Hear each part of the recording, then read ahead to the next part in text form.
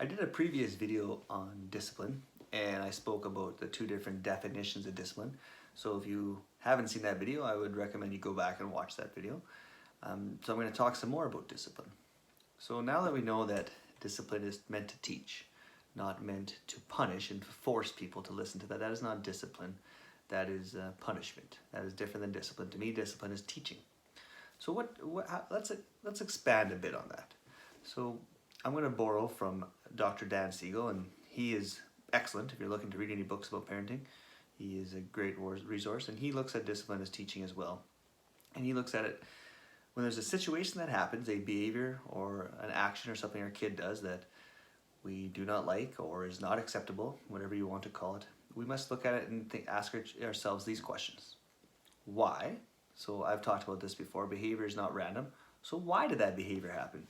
Why would my child do that?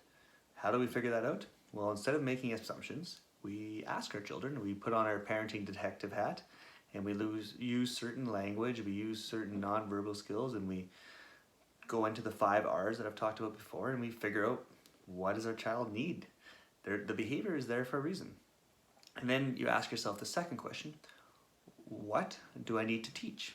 So now that you know the why of that happened, you need to establish what you need to teach. So teaching them to do something differently next time. Teaching them different choices, alternatives to what they did. Teaching them strategies to perhaps manage their emotions, strategies how to interact with others, strategies how to talk to us, strategies on how to get their needs met without acting out, how to communicate, so on and so on. Then lastly, you ask yourself, how? How do I best teach in this moment? And that's a little complex. And I don't think I've touched in videos before about every child is unique and their personality is unique. So once you figure out what your child's personality is, not what you want their personality to be, that's a big difference. You can want something all you want, but actually what is your child's personality? Then figuring out what is your own personality, because what's going on internally within us really affects our parenting, and I've touched on that before. So how does my child best learn? So you really got to figure out, well, why this happened, what happened, and how am I going to teach this? How is this actually going to work so next time my child does something different? Because there's no point of going through these steps, there's no point of using discipline, there's no point of any of this if we're not having the goal of this situation not happening again. May it happen again? Yes, of course. Mistakes will happen and it takes a while to adjust behavior. But the goal is always to figure out how to help your child do something differently.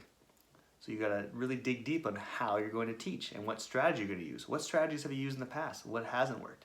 Have you tried this strategy long enough? Often we give up on something without immediate results. It takes patience, it takes time and consistency for a strategy to pay off with our kids. So that's why, what, and how. That is putting our detective hat. Take care, stay safe, be well.